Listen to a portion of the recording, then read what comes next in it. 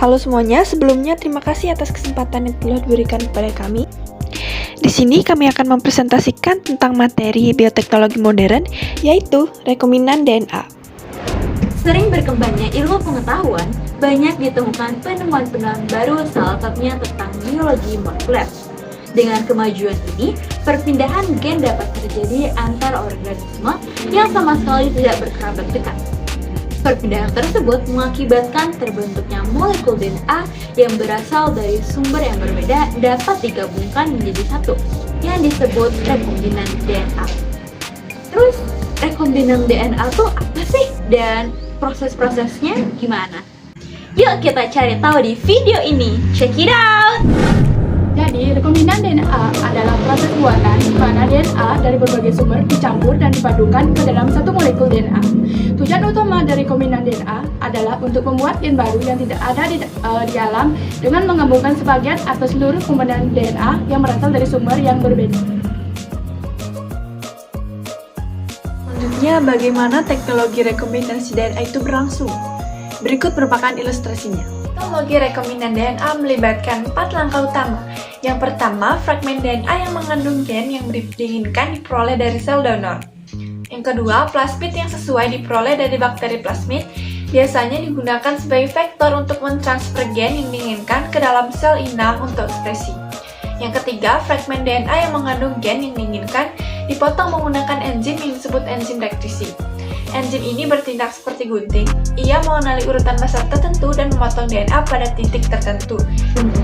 Dengan menggunakannya, kita bisa memotong bagian-bagian DNA yang dikehendaki dan mempermudah penggabungan. Di sisi lain, enzim rektisi yang sama digunakan untuk membuka plasmid. Terakhir, fragmen DNA yang mengandung gen yang diinginkan dimasukkan ke dalam plasmid terbuka dengan bantuan enzim lain yang disebut DNA ligase. Enzim ini bertindak seperti led yang mengkatalisis penggabungan fragmen DNA dan plasmid, akhirnya menjadi plasmid rekombinan.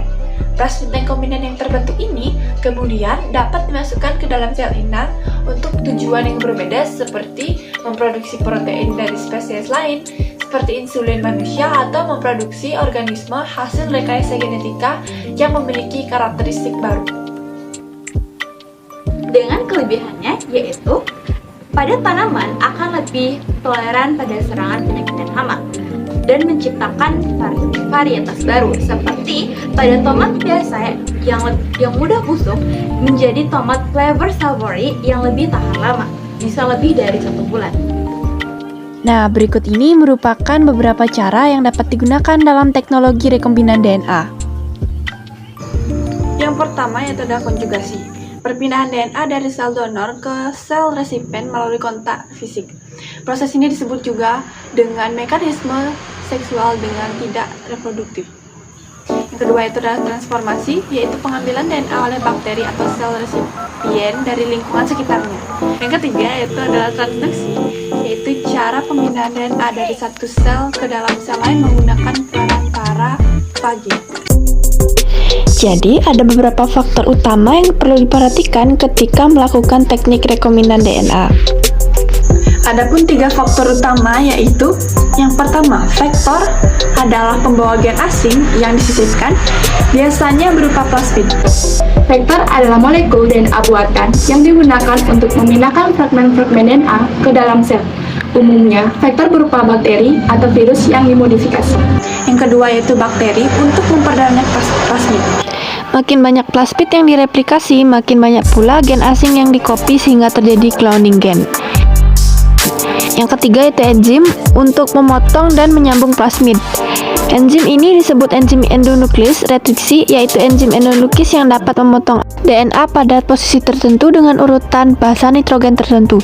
Enzim ligase merupakan enzim yang digunakan untuk menggabungkan ujung sambungan atau splice dari vektor dan DNA donor untuk membentuk suatu vektor rekombinan. DNA rekombinan memiliki kekurangan, di mana kekurangannya yaitu menyebabkan wabah.